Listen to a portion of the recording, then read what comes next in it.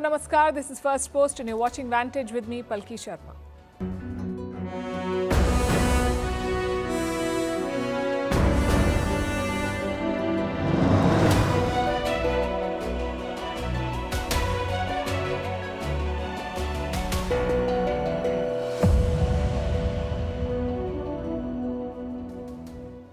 Iran has attacked Israel with 180 missiles. They've managed to kill just one person with all this firepower, but this is just the beginning. Israel has vowed to hit back. They will most likely target Iran's nuclear facilities. There's no telling where it will go from here. Oil prices are already going up. Airlines aren't flying over the region. World powers are picking sides and sending reinforcements. At least Israel's allies are. As we track these developments, we're also addressing the questions that many of you have been asking today.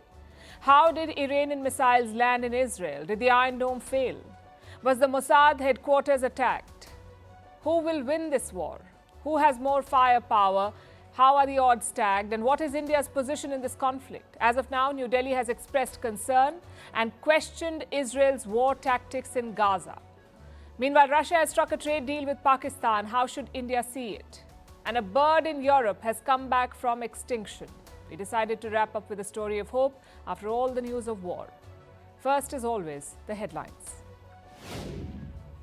Israel bans the chief of the United Nations from entering the country, declares Antonio Guterres persona non grata, accuses him of failing to condemn Iran's missile attack on Israel. As tensions escalate in West Asia, Italian Prime Minister Giorgia Meloni calls a virtual meeting of the G7 leaders to discuss the crisis.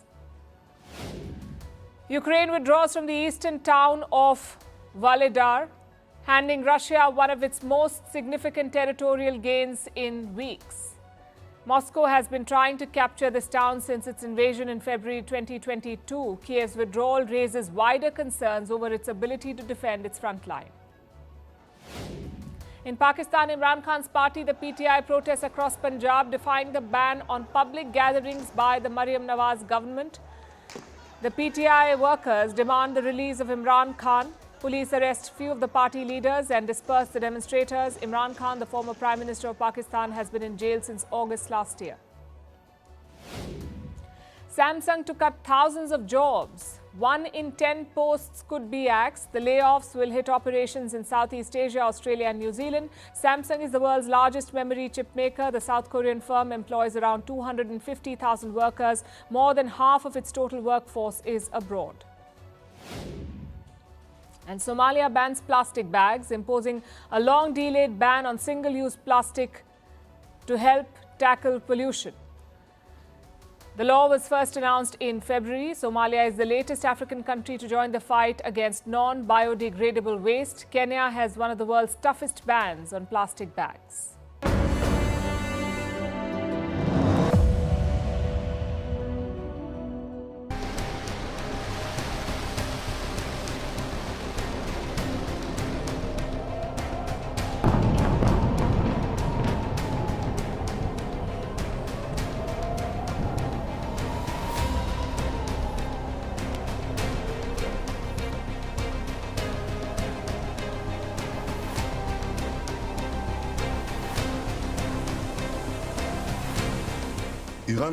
Iran made a big mistake tonight, and it will pay for it.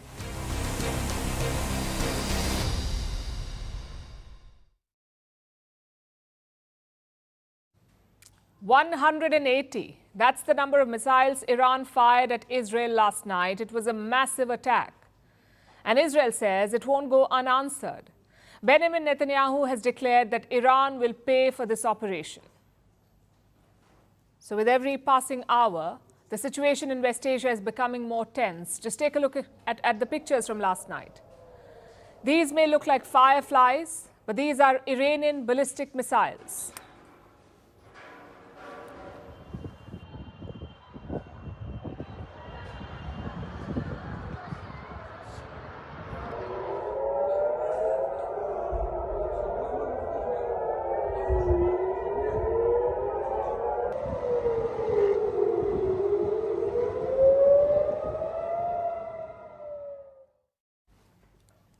Those pictures were from Jerusalem, but across Israel, skies were filled with missiles yesterday. They were flying from all directions. It was a sweeping attack. Every major Israeli city was targeted. Tel Aviv, Jaffa, Nahariya, you name it, Iranian missiles were everywhere. Sounds of explosions filled the air for several minutes as Israel launched countermeasures and its anti-missile system swung into action.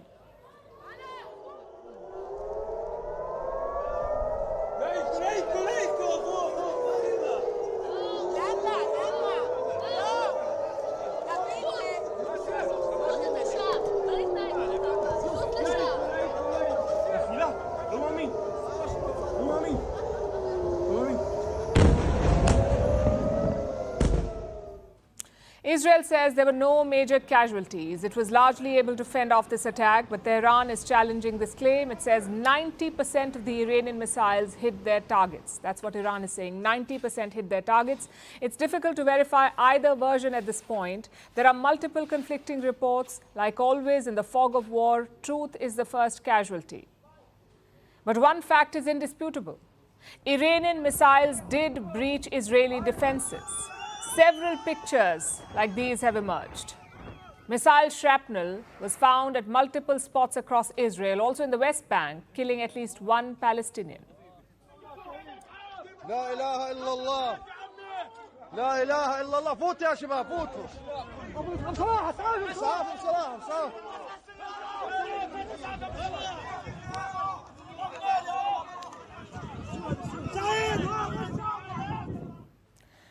Some missile debris fell in Jordan as well. 2 people suffered injuries there. This is Iran's second direct attack on Israel in less than 6 months.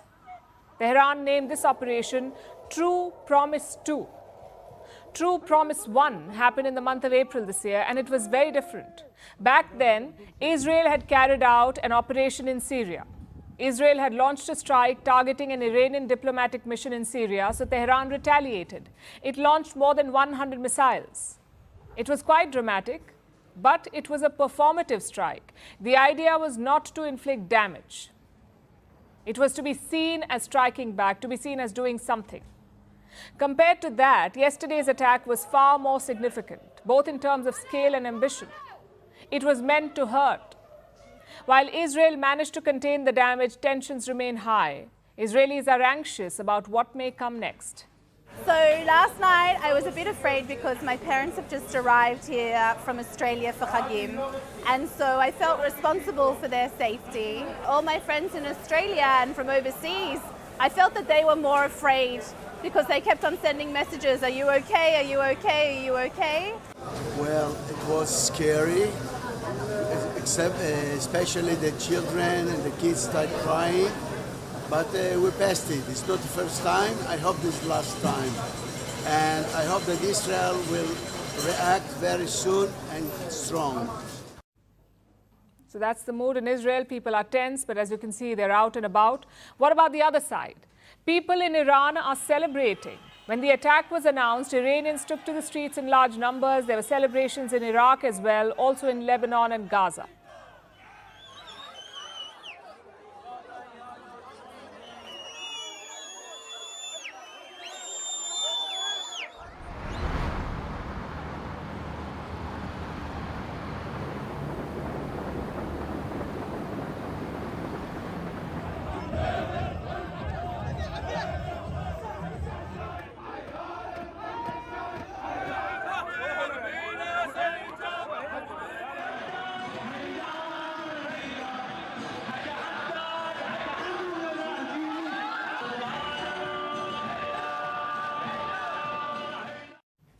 So Iran and its supporters in West Asia are celebrating. But even they know that this is just the beginning. Iran and Israel are formally at war. They've been fighting for a while now. Netanyahu was quick to issue a statement. He said Iran has made a big mistake and he wants revenge. The regime in Iran does not understand our determination to defend ourselves and our determination to retaliate against our enemies. We will keep to the rule we have determined. Whoever attacks us, we attack them. Netanyahu was quick to follow through on this threat. Today, Israel intensified its campaign in Lebanon. Its troops entered Lebanese territory. They clashed with Hezbollah fighters. Hezbollah claims to have repelled the Israeli troops and killed 8 Israeli soldiers today. But Netanyahu remains undeterred. He has deployed more troops for the Lebanon operation and intensified the bombing campaign. Israel says it has destroyed more than 150 targets. Lebanon's capital, Beirut, was bombed again. Its skyline was filled with smoke today.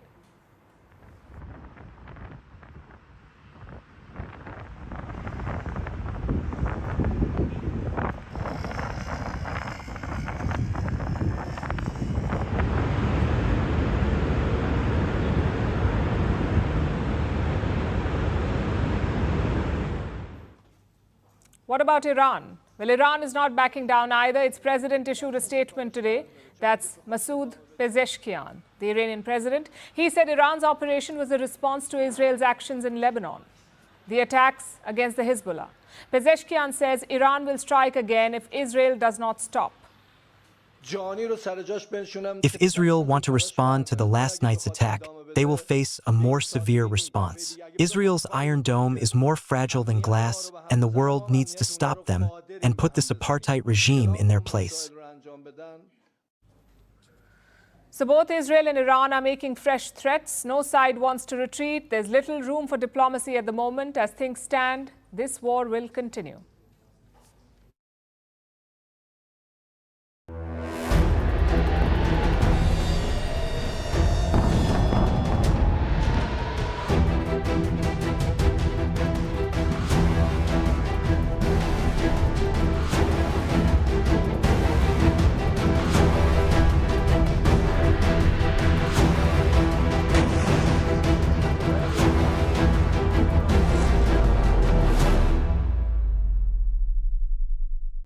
This is exactly what Netanyahu wanted. I know it may sound strange. Who would want 180 missiles being fired at them?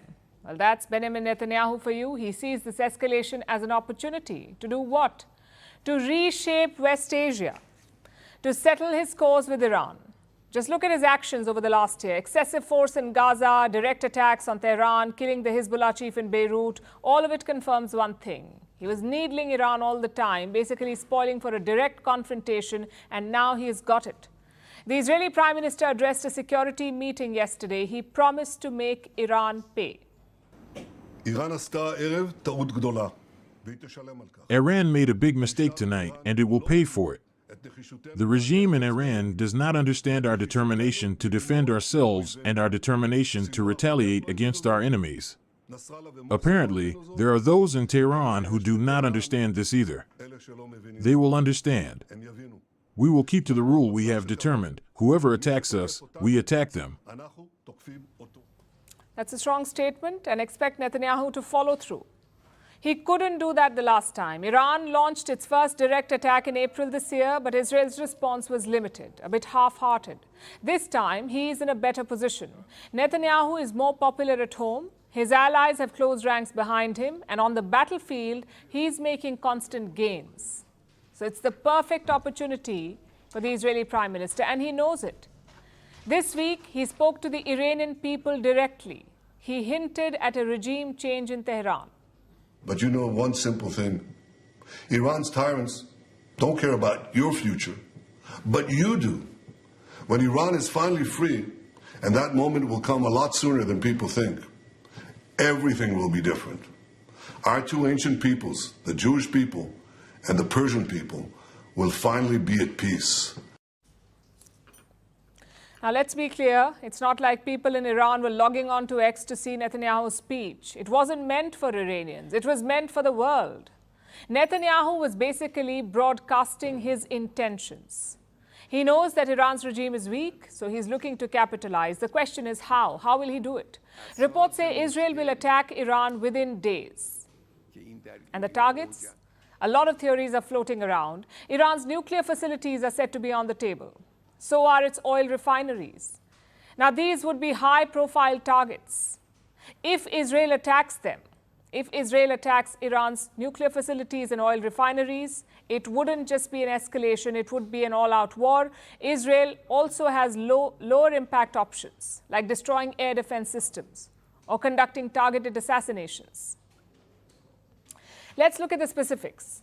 Iran has around 8 nuclear sites. Some are military complexes, others are so-called research centers. Netanyahu has always talked about destroying these sites, but is it tactically possible? Well, Iran's main nuclear site is Natanz. And to get there, Israeli fighter jets must fly deep into Iran, meaning they must evade Iran's air defenses. That's the first challenge, but let's assume they make it. The nuclear facility is 328 feet below the ground. Even American bombs cannot penetrate that. So the operation itself is quite a dangerous one, especially if you're doing it alone. Which brings us to the second possibility, oil sites. Iran has around 98 oil fields. They also have 10 oil refineries. If you destroy them, you can cut off Iran's lifeline. Just one problem here. Iran will retaliate. Reports say that they have issued a warning to the US. The Iranians have told the US that if you attack our refineries, we will burn oil facilities in the Gulf, like those in Saudi Arabia or the UAE. And it has happened before. In 2019, Iran's proxies attacked Saudi refineries. It led to a fall in Riyadh's oil output. So which option will Netanyahu choose? What will he strike? It depends on two things. First, how soon does he want a war? Does he want to escalate gradually, or is he itching to go? If it's the latter, if he wants an all-out war immediately, expect a large-scale attack. Secondly, will Joe Biden back him? Israel needs American support for an all-out war. We saw indications of that yesterday. Iran fired 180 missiles at Israel. That's just 6% of their total arsenal. Yet Israel needed American help to shoot them down. So imagine a full-scale war. Netanyahu will certainly need Biden's help. But last time he refused to give that. In April, Biden reportedly told Netanyahu to take the win. Israel has shot down nearly 99% of Iran's rockets, so Biden said, don't escalate. Of course, Netanyahu did it anyway because he understands how Biden thinks. The US will never abandon Israel in case of an all-out war. It's only a question of explicit support, like what happened in Lebanon. Washington kept saying, don't escalate. But when Israel killed the Hezbollah chief, Washington said, good job. With regard to Lebanon, we've been working tirelessly with partners to avoid a full-blown war and to move to a diplomatic process that would allow Israelis and Lebanese alike to go back to their homes. On Gaza, Hassan Nasrallah was a brutal terrorist whose many victims included Americans, Israelis, Lebanon, the region, the world are safer without him. Same applies here. Biden says don't escalate, but if Netanyahu does, Biden will support him anyway. That's how this equation has played out. If it happens again, the consequences will be dire. Every country is bracing for it.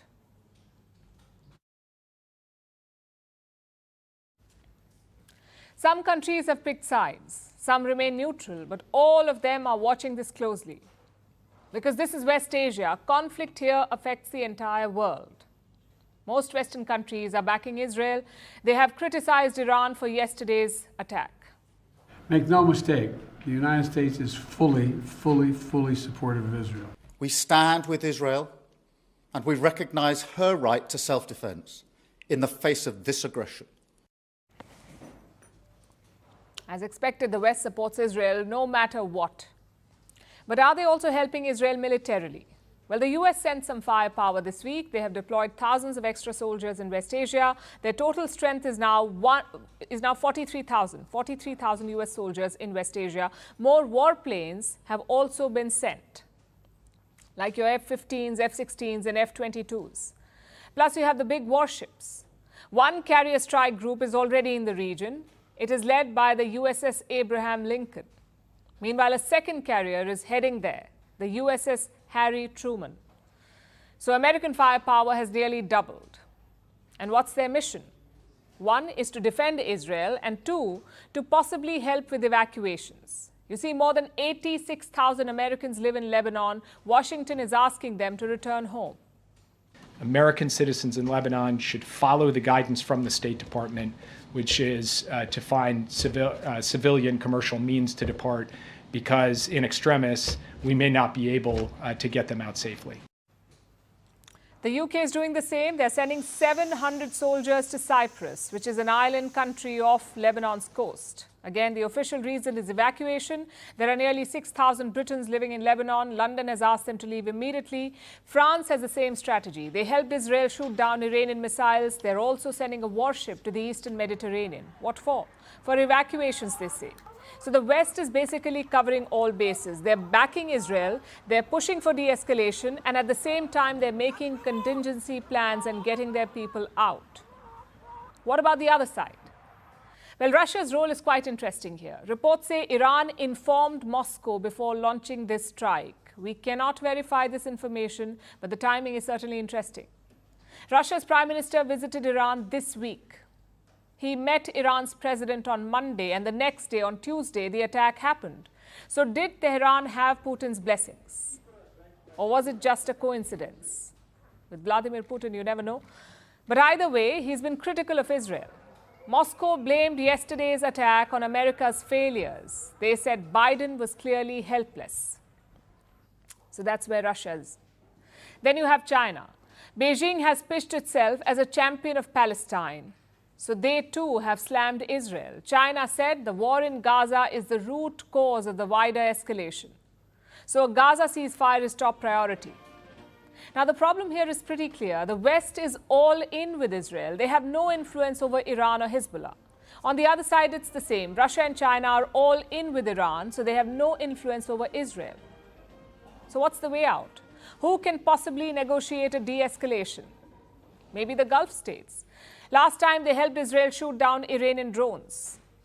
This time, there are no such indications, but they are calling for dialogue. And it's unfortunate, the escalation that we've seen. The kingdom's position, of course, is one of de-escalation and of dialogue and of resolving these challenges. Mainly because this is something that's regional and is in proximity to many countries that want to see a more prosperous future. Their concern is mainly financial. It's not emotional or political. Look at this recent US media reports. It said Saudi Crown Prince Mohammed bin Salman said that he does not care about Palestine. But his young citizens do. And that's why he's opposing Israel. Of course, Riyadh has denied these reports, but it tells you what the sentiment really is. It's not about justice or solidarity. It is about business. And wars near oil fields and trade routes are never good business. Which brings us to India. India has expressed concern at the recent escalation. India has also opposed a regional war. But is there will to mediate? Will India mediate? Foreign Minister S. Jaishankar was asked this question. He says India is ready to mediate. He also questioned Israel's war tactics in Gaza. We understand that Israel had a need to respond. But we also believe that any response by any country has to take into account international humanitarian law. And we are very much concerned at the possibility of a broadening of the conflict, not just what happened in Lebanon, but also, I referred earlier to the Houthis and the Red Sea. And, to some extent, anything that happens between Iran and Israel. If there are things to be said and passed on and passed back, I think those are all contributions that we can make, and we do. India has a lot at stake here. There are 9 million Indians living and working in West Asia. More than 4,000 live in Lebanon. Their safety will be top priority.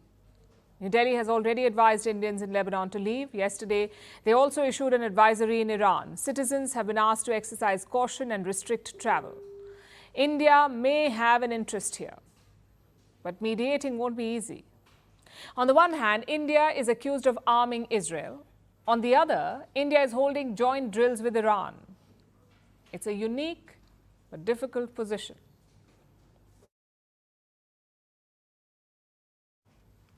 Now let's turn inward. Sometimes it can feel that everything is happening in a far-off place, the other side of the planet, so maybe it won't matter to you. Well, sadly, that is never the case. No matter who you are, no matter what you do, an Iran-Israel war will affect you. You will feel the pinch, and it has already begun. Whenever chaos breaks out in West Asia, the first thing to get affected is oil. The world depends on this region for a steady supply of oil, and any escalations trigger a price hike. The Iranian attack sent oil prices soaring. Brent crude, the global oil benchmark, was up by over 3% at one point. It had crossed the $75 per barrel mark, touching its highest level in a month. The price has receded a bit since then to just over $74 a barrel, but that's still about 1% up. And this is nothing compared to what a full-blown war will do, what an escalation would do from here. Now, you may think it won't matter to you. So what if a war breaks out and Israel destroys Iranian oil facilities, like they're reportedly planning to do? You may think that my country doesn't trade with Iran anyway, so why does it matter? Things won't change. Well, again, sadly, it doesn't work like that. You see, Iran has been selling oil to a number of countries. Despite all the sanctions against it, Iran still sells oil, and this oil reportedly finds its way to Chinese refineries. China is the world's largest importer of oil, and it won't stop buying oil even if Iran suddenly implodes.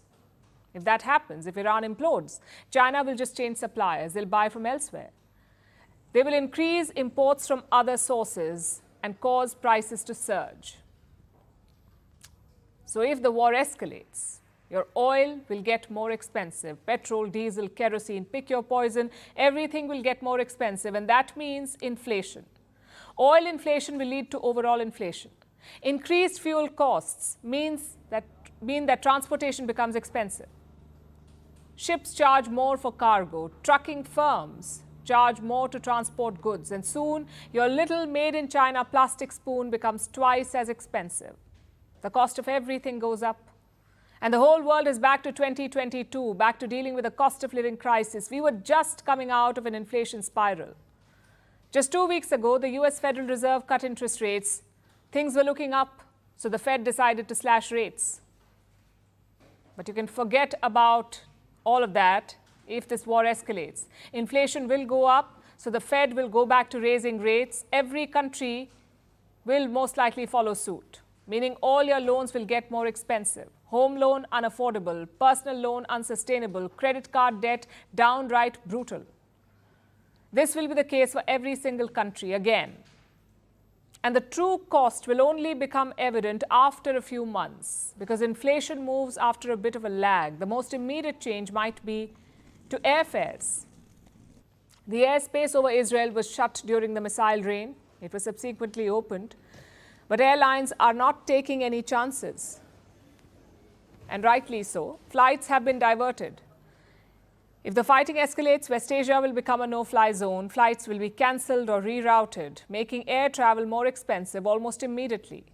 Like I said, this has already begun.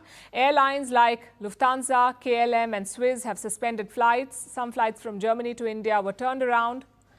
As things stand, you can expect more of this in the days ahead. So if your next vacation is not around the Pacific, airfares will surge. Basically, a war makes everything worse. And we know this. We've seen this before. When Russia invaded Ukraine, we know how it plays out. But it's also out of our control. It really depends on Iran and Israel, on what they decide to do. The rest of us will just be the ones stuck holding the bill.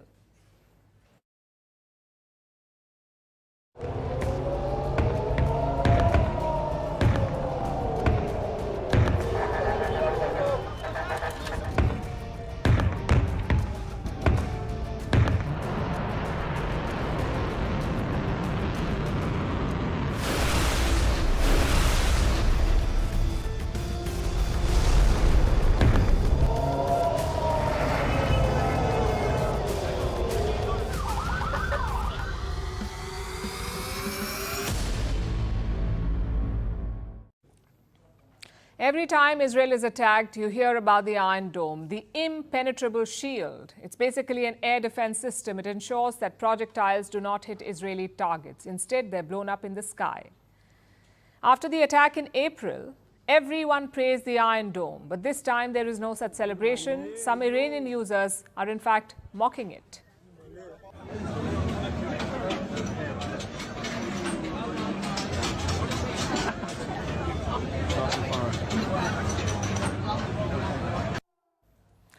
The videos make one thing clear. A lot of Iranian missiles broke through the air defenses. They managed to hit Israeli soil. They couldn't damage much, except for the reputation of the Iron Dome. But Iran showed that Israel's airspace can be breached. So how did they do it? What changed from the last time? Well, first, some background. Israel has a multi-layer air defense system. The first is obviously the Iron Dome. It shoots down rockets and small projectiles. Its range is 4 to 70 kilometers. That's the Iron Dome, the first layer. The second layer is called David Sling. It can take out long-range rockets and cruise missiles. The range is up to 300 kilometers. And finally, you have the Arrow system, Arrow 1 and 2. These take out medium and long-range ballistic missiles and range up to 2,400 kilometers. In April, the Iron Dome did the heavy lifting, but this time it was the other systems. Iran says 90% of their projectiles hit the target. Israel says the majority was shot down. As expected, two different versions from two different sides, but pictures do not lie. There is clearly more physical damage this time around. The question is, how did it happen? Because of three main reasons. First, the intensity of the attack. The US government says this one was twice as big as the last one. Certainly, this was a significant attack, probably about twice the size in terms of scope of what we saw earlier. But again, we're still assessing the outcomes of this. It's simple logic. If you fire more missiles, you have more chances of hitting the target. That's what happened here. Some of the projectiles will sneak through. Which brings us to reason number two, the type of projectiles. In April, Iran fired mostly rockets and drones. These are not rapid flyers. They take their time to reach the target. The drones, for example, took 9 hours to fly from Iran to Israel, 9 hours. So the Iron Dome made short work of it.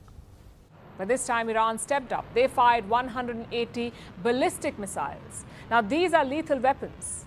First, they're fired up to the Earth's atmosphere, sometimes even beyond the Earth's atmosphere. There, the payload separates from the rocket, and finally, it plunges towards its target, a bit like throwing a stone up in the air. Imagine the speed and the force created by such a fall.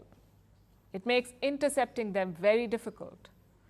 Iran used two versions of these ballistic missiles, the medium-range Shahab-3 and the hypersonic Fateh-1. Hypersonic missiles can travel 5 times faster than sound. That's 6,100 kilometers per hour. Such missiles can reach Israel in 12 minutes. Do you see the difference? 9 hours in April, 12 minutes yesterday. So the speed made interception difficult. Finally, reason number 3, the lack of warnings. In April, Iran informed the West days in advance. So they had time to prepare their defense. And this time, there were no warnings. The US and Israel had no clue until hours before the attack. So Iran had the element of surprise, which is why they had more success than the last time. As a strategy, it makes sense because air defense is expensive business. One Arrow missile that Israel uses, one Arrow missile costs $3.5 million. One David Sling costs $1 million. But Iran's missiles are much cheaper, just $100,000 per shot. So the math works out in Iran's favor. It makes sense to exhaust Israel's defenses. But also remember, Israel has American financial support. Washington will help them restock. Nonetheless, yesterday's attack made a couple of things quite clear. One, Israel's defenses are not impenetrable. With the right weapons and tactics, you can hit them. And secondly, Iran has learned from its last attack, hence the decision to ditch the slow drones and use ballistic missiles. And they have more in stock. Iran is said to have 3,000 ballistic missiles. Only a fraction was unleashed on Israel yesterday. In many conflicts, it may be enough to establish deterrence, but here it may trigger more attacks.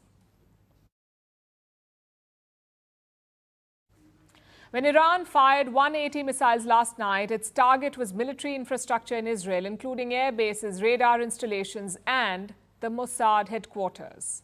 Mossad is Israel's foreign intelligence service. It is considered a crucial military asset for Israel. Iran fired 2 missiles targeting Mossad headquarters, but neither hit the building. Instead, there was collateral damage in nearby civilian areas. The Mossad headquarters are located in Tel Aviv's densely populated neighborhood. So one missile hit a parking lot and another a school, leaving huge craters and big questions in their wake. Here's a report. A crater 30 feet deep and 50 feet wide. This is the result of one of Iran's 180 missiles, some of which hit Israel's heavily populated center last night. This crater is located in a parking lot. It's close to a cinema complex. But this civilian area wasn't the missile's original target. It was the Mossad headquarters, located less than 100 feet away from the crater. Mossad stands for the Institute for Intelligence and Special Operations in Hebrew. This is Israel's foreign intelligence service. It was established in 1949. Now, Mossad has a workforce of around 7,000 people and has earned a reputation for its audacious espionage. Its officials influence regional political dynamics, run crucial operations, and build its network abroad. Mossad is seen as an important military asset for Israel. So it's not surprising that when Iran attacked Israel's military targets like its air bases in Nevatim and Hadzor, radar installations and tank groupings, Mossad was also on the hit list. Iran's top military officer Mohammad Bagheri says Mossad was a target, but it was not hit. What it hit instead was the civilian area around the headquarters that became collateral damage. The Mossad headquarters are located in Tel Aviv's Glilot neighborhood. This area is densely populated.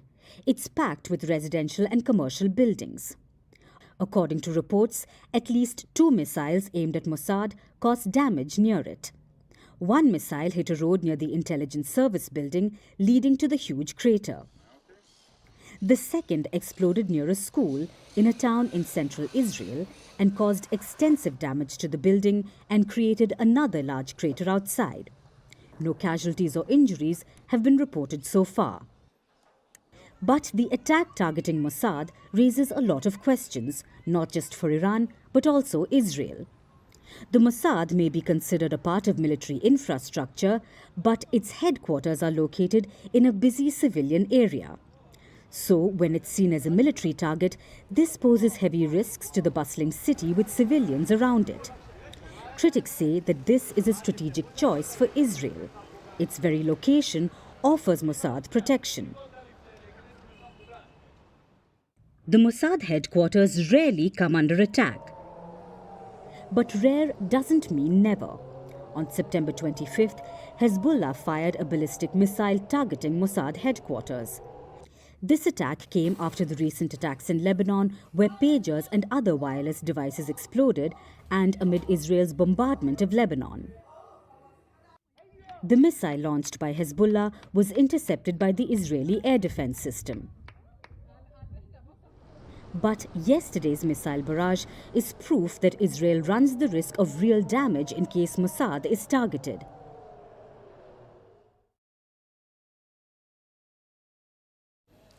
Now let's go back to the basics, the most elementary question. If the war escalates, who will win? Israel or Iran? Which country has the edge? Is it Israel with its high-tech weapons, or is it Iran with its raw numerical advantage? Let's go through all the data and see how they stack up. First, let's look at the overall numbers. Iran is home to almost 92 million people. Israel's population is about a tenth of that at 9.4 million. So you can imagine their military personnel figures reflect this. Iran has 610,000 active troops, 610,000, 350,000 reserve fighters and 220,000 paramilitary personnel. Altogether, that's 1.18 million people in the Iranian army. What about Israel? Well, they have 170,000 active duty personnel, 465,000 reservists and 35,000 paramilitary troops, coming to a total of 670,000. That's a little more than half of Iran's military figures. So Israel seems outmanned. Now, we can argue that the numbers do not matter because everyone in Israel is trained to fight. They're all trained fighters. This country has mandatory military service. Almost all Israelis serve in the armed forces for 2.5 to 3 years. Well, here's the thing. Iran has that too, mandatory military service. But in Iran, it's just for the men. But think about the huge population difference between Iran and Israel. It means that Iran has a lot more people who know how to fight or who've been trained on how to fight. So an all-out war would probably favor Iran in terms of sheer manpower. It's the same when we look at tank figures, armored vehicle numbers, towed artillery, mobile rocket projectors. On the ground, it's Iran that comes out on top. And it's the same situation at sea. Israel doesn't really have a noteworthy navy. Look at the numbers. No frigates, no destroyers, no aircraft carriers, and 5 submarines compared to Iran's 19. Iran's navy isn't great either, but it beats Israel in most parameters. So by the looks of it, Iran has the edge on the ground and the sea. However, those figures probably won't matter much, because Tehran won't be launching a naval blockade, and a standard land war is not really an option for either side. Let's look at the map of West Asia. You have Israel on one side and the Mediterranean coast. Then you have several countries in between, and then comes Iran. Israel is not marching through Jordan and Iraq to invade Iran. That is impractical. And if Iran tries to do this, Israel can just pick the troops off from above. No Iranian convoy or tank column is going to reach Israel. So face-to-face fighting probably won't happen. Therefore, manpower doesn't really matter much. Ground and sea superiority won't help either. The real battle here is in the air. And that is where Israel shines. Let's compare. Fighter jets, Israel 241, Iran 186. Dedicated attack craft, Israel 39, Iran 23. Attack helicopters, Israel 48, Iran 13. You get the picture. Israel has far greater numbers in the air, and that's not even the deciding factor. It's the quality of the Israeli Air Force that really gives it superiority. Iran is flying antiques. Fighter jets from the 60s and the 70s. It acquired these planes before the Iranian Revolution of 1979. So Iran has a squadron of old American F-4s and 5s. One squadron of the Russian Su-24s and some other jets here and there. That's what Iran has. On the other side, you have Israel with state-of-the-art F-15s, F-16s, and of course, F-35 stealth fighters. Iran has no answer to this. A squadron of F-4s from 1960 won't do much to a modern F-35, not unless they get very lucky. So Israel is almost unchallenged in the skies. If a full-scale war breaks out, Israel will depend on this aerial superiority, and it will try and lay waste to Iran, like with Gaza and now Lebanon. But it won't be the same. It won't be as easy, because Tehran is not without its own pointy ends. Iran knows that it can compete in the skies. It cannot compete in the skies, not in the conventional dogfights or aerial raids. And it has known this for years, which is why it came up with a different plan for the air. Instead of jets and helicopters, Iran relies on missiles and drones. The pride of the pack is the Shahed 136, Iran's best-known kamikaze drone. They're relatively cheap to make, they're easy to use, and they can swarm the enemy. Israel has dozens of fighter jets. Iran has hundreds, if not thousands, of drones. When it all comes to aerial bombardment, it will be quality versus quantity. Will Israel be able to take down Iranian drones every day? Not to mention missiles like the Fateh 1 and 2, Iran's indigenous hypersonic missiles. To win an aerial war, Iran needs to shoot down about 240 jets. Israel, however, needs to shoot down dozens of projectiles every single day. It's a tough fight to call. Or it would be if this was a purely military contest, but it's not. With Israel versus Iran, other factors also come into play, like economics. Israel is one of the richest countries in West Asia. Iran has been suffering under sanctions for years. It has 10 times Israel's population, but a lower GDP. and that is sustained due to oil and weapon exports. What happens if Israel blows up Iranian oil refineries or drone factories? What happens to Iran's economy? To the ordinary people of Iran? It's not a situation that Tehran can really afford, especially in the event of a war. So the economy is Israel's trump card. In fact, Israel has an even bigger advantage, something that Iran cannot compete with at all. Israel has the United States. There are normal allies. Iran has those. It is friendly with Russia and China, not bad to have as support. But they won't back Iran the way the Americans will back Israel. If Israel comes under attack, the US will step in. No matter who is right or wrong, no matter who is president of America, if Israel is on the back foot, America will come in all guns blazing, and that may be the deciding factor in this war.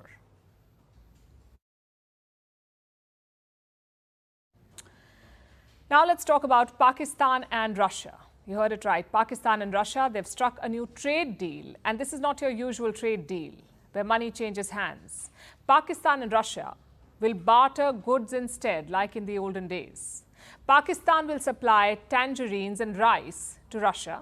And in return, Russia will export chickpeas and lentils. Reports say Moscow may start a similar barter system with China as well. So basically, Russia is expanding trade ties with two geopolitical adversaries of India. How should New Delhi see this? Our next report tells you. A barter. It's the oldest way to engage in trade. If you need something from someone, you simply swap it for something you have but no longer need. Long before currency notes came into existence, bartering was how nations and people did business. History seems to be repeating itself now. Russia and Pakistan have reached a barter deal. Russia will export chickpeas and lentils. In exchange, Pakistan will supply tangerines, potatoes, and rice. This barter deal has been struck by private companies on both sides. It was perhaps the only way out. Russia faces international sanctions. They have choked Russian banks. Cross-border payments have become a hassle. So perhaps the only feasible alternative was a barter. It's a win-win for both sides. Russia and Pakistan get the food supplies they need without spending a penny on them. But this arrangement may not sit well with India. New Delhi has been wary of Moscow's outreach to Islamabad. Just last month, Pakistan declared its intention to join BRICS. Currently, Russia holds the BRICS chairmanship. It received Islamabad's application and swiftly endorsed it. Pakistan and Russia also have a military relationship. Both sides have been engaging in drills together. Russia, despite being India's biggest military supplier, sold attack helicopters to Pakistan in 2015. 6 years later, in 2021, Russia pledged to provide more weapons to Pakistan. Now, the economic ties are gaining momentum. 2023 was a milestone year for both sides.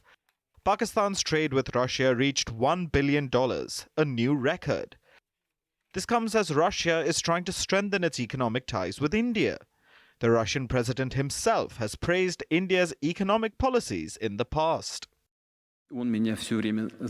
Countries with substantial influence in international affairs, like India with its 1.5 billion people and over 7% GDP growth, deserve representation and the opportunity to contribute to resolving global issues.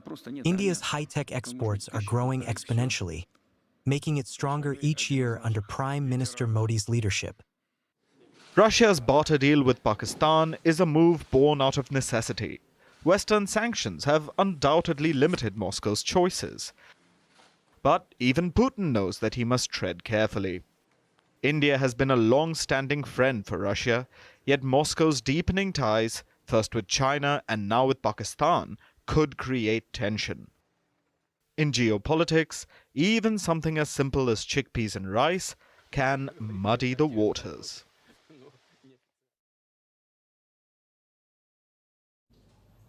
Now, let me say what we've all been thinking. It's been a heavy day with all the wars and geopolitical turmoil, and it's only Wednesday. So let's end on a lighter note. Our last story tonight is about bald ibis. These are migratory birds known for their bald red head and long curved beak. 300 years ago, they went extinct in Central Europe. But thanks to breeding efforts, they have come back from extinction. But because they were gone for centuries, they have forgotten how to migrate. So scientists are teaching them how to do it by flying along with them and showing them the way and shouting words of encouragement. Here's a report. 300 years. That's how long Central Europe did not see a bald ibis for. Bald ibis or waldrops are known for their bald red head and long curved beak. They were once common across North Africa and much of Europe. But they were considered a delicacy, so they were widely hunted and their habitats were destroyed due to rampant deforestation. So their numbers dropped and they went extinct in Central Europe. But scientists increased efforts to boost their populations. And over the past 2 decades, they've been successful. Now their numbers are close to 800, and the bald ibis have come back from extinction in Central Europe. But there's a catch. Bald ibis are migratory birds, but they no longer know how to migrate. They don't know where to go or which course to take because they didn't receive guidance from their wild ancestors. Migratory birds rely on learned information that's passed down to them. The new generation of wild ibis doesn't have that privilege, and this is a cause for concern. Without the knowledge of direction, the bald ibis will not know where to fly for winter. They still have the natural urge to migrate, so they try to fly. But over the past few years, when the birds did try to migrate on their own, instead of reaching suitable wintering grounds, they flew in different directions and died. So scientists are stepping in. They are acting as the birds' foster parents. Have you watched the 1996 movie Fly Away Home? In the movie, the main character flies a plane to show orphaned geese their migratory path. Now scientists are doing something similar in real life. Researchers aboard a small plane are teaching birds how to migrate, how to follow their long-forgotten migration routes. And a battalion of 36 endangered birds are diligently following the aircraft from Austria to Spain. Scientists are using parenting techniques. They are building a bond with the birds so that the bald ibis trusts them. They are waving at the birds and shouting encouragement at them as they fly. Now, that's some good parenting. The project is still underway. The trip could take 50 days to complete. This is the first such attempt to reintroduce migratory species, and scientists hope that it's successful. Because with climate change, the warming world is changing how birds migrate. For migration, timing is key. So with spring shifting earlier and blooms popping out of schedule, hundreds of bird species have had to change not only their own timing, but also their paths. And in many cases, this proves deadly. While a few scientists cannot stop climate change, maybe they can teach the birds how to migrate differently.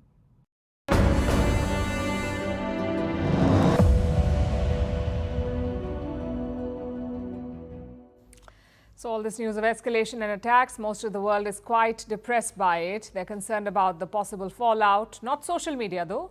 It's a whole different world out there. One that is joking about World War III.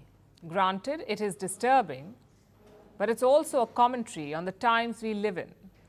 Violence and deaths do not shake people anymore. They've become used to hearing about it. Just look at the shift. Talk of world wars used to trigger shortages and food rationing. But now it is triggering a meme fest. And just to be clear, this could be the start of a regional war, but a world war is not on the cards.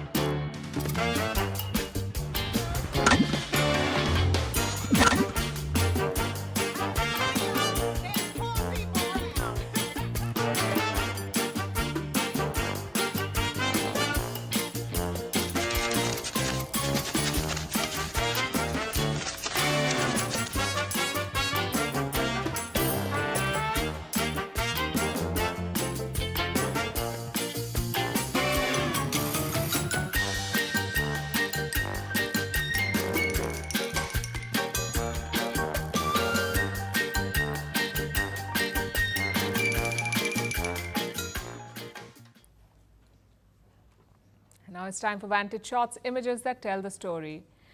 Claudia Sheinbaum is sworn in as Mexico's first female president. In India, an Air Force chopper makes an emergency landing in flood-hit Bihar. In Russia, rescuers save 4 stranded killer whales. And finally, we are taking you back in history. On this day in 1869, Mohandas Karamchand Gandhi was born in India's Gujarat. Mahatma Gandhi played a pivotal role in India's independence. He shares his birthday with Lal Bahadur Shastri, the second Prime Minister of India. He was born in Uttar Pradesh in 1904. We're leaving you on that note. Thank you for watching. We'll see you tomorrow.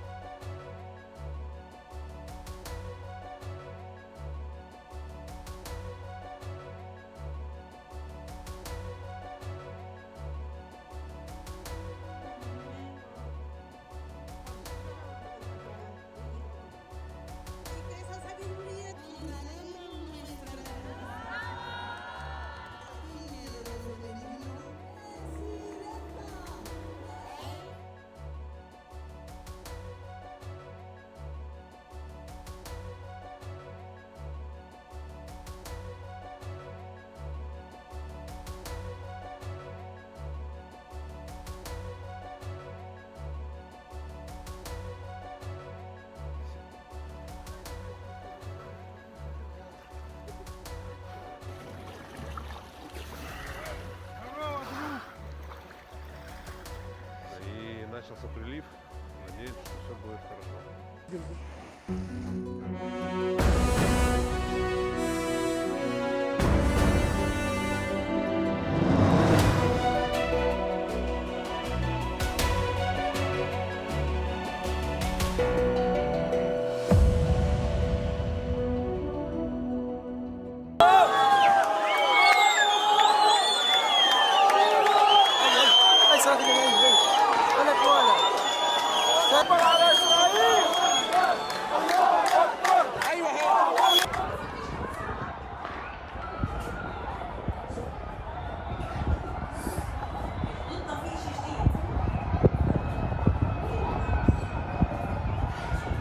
Before I speak to this meeting, let me just say this. A few hours ago, Iran, for the second time in the space of 5 months, launched a direct attack on Israel, including some 200 ballistic missiles. This is totally unacceptable, and the entire world should condemn it. Initial reports suggest that Israel, with the active support of the United States and other partners, effectively defeated this attack. My goodness, people are still walking in the door. Okay. Before I began, I wanted to say a few words about Iran's missile attack on Israel today. At my direction, the United States military actively supported the defense of Israel, and we're still assessing the impact. But based on what we know now, the attack appears to have been defeated and ineffective. And this is testament to Israeli military capability and U.S. military. It's also a testament to intensive planning between the United States and Israel to anticipate and defend against the brazen attack we expected. Make no mistake, the United States is fully supportive of Israel.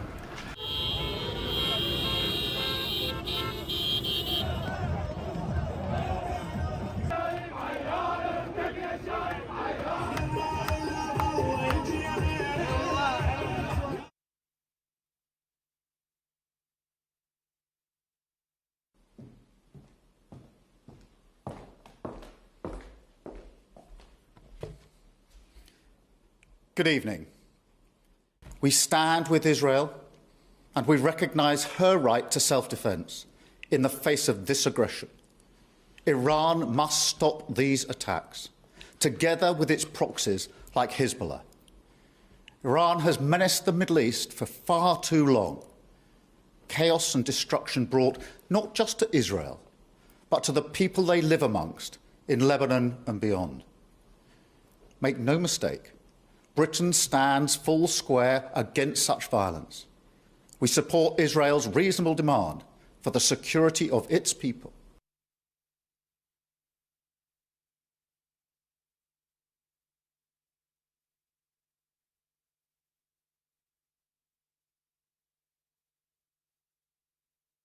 Considera a México como un país hermano. O sea, España y México somos pueblos hermanos y, por tanto, nos parece absolutamente inaceptable.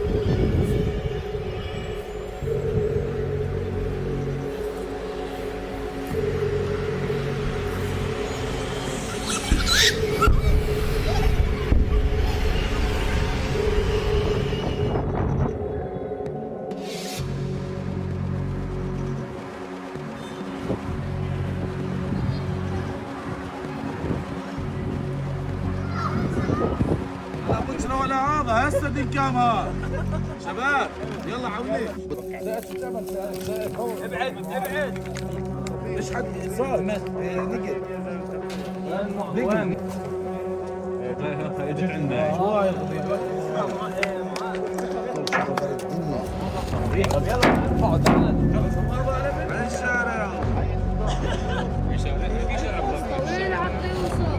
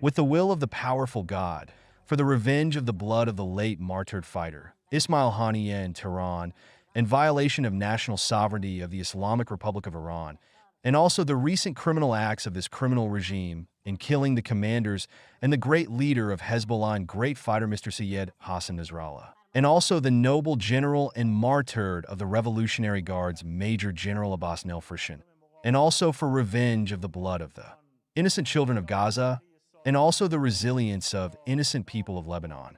With the holy name of the Prophet, start the operation of the truthful promise to, and rely on God. Wish you success.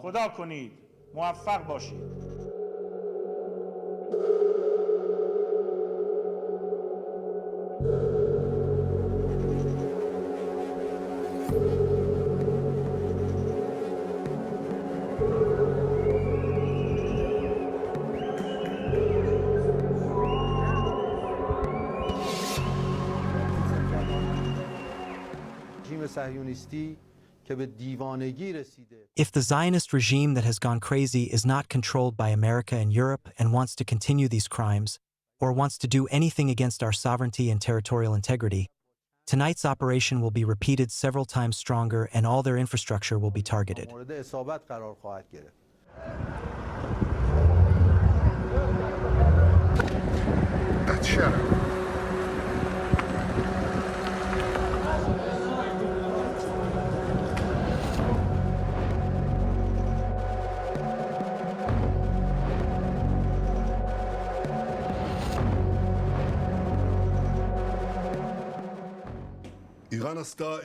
Iran made a big mistake tonight, and it will pay for it. The regime in Iran does not understand our determination to defend ourselves and our determination to retaliate against our enemies. Sinwar and Deif didn't understand it, Nasrallah or Mossad didn't understand it. Apparently, there are those in Tehran who do not understand this either. They will understand. We will keep to the rule we have determined. Whoever attacks us, we attack them.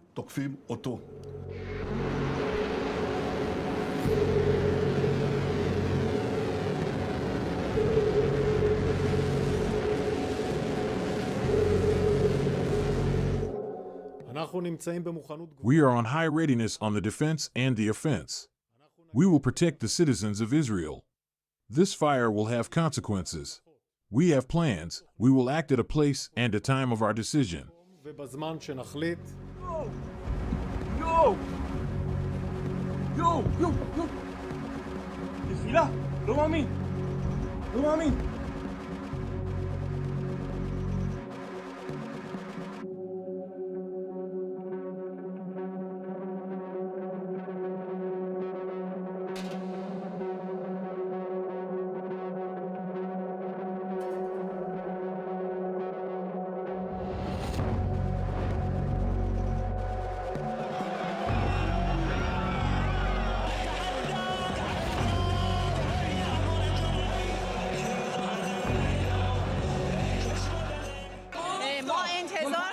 We expected this to happen earlier, so that Israel is put in its place, and with a firm voice we had to respond to it.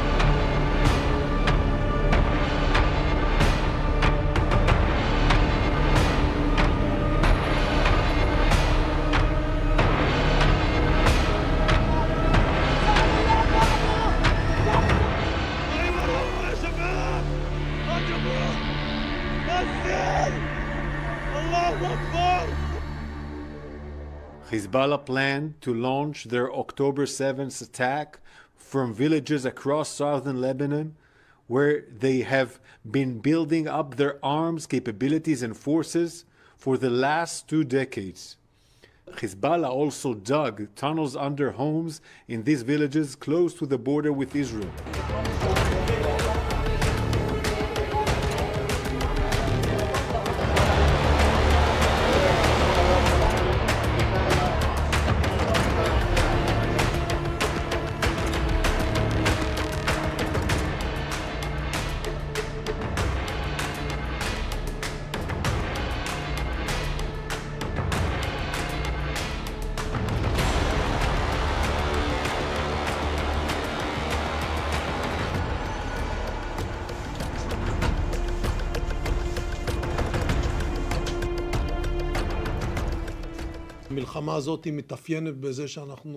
We do not forget our tasks, even those related to physical changes in the field, but above all bringing the hostages back home. This is an ethical, moral, Zionist, Jewish national mission of the first degree, and of course the return of the residents to their homes in the north, something that the conditions for its creation are in real action at this time.